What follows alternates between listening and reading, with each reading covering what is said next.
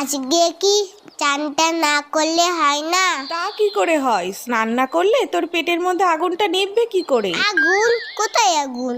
ওই তো দেখ না, তুই ফু কর, দেখবি মুখ দিয়ে ধোয়া বেরোচ্ছে। সত্যি সত্যি?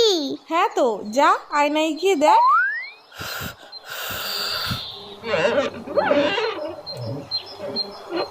ওরে বাবা রে, পেটে আগুন ধরে গেল তো।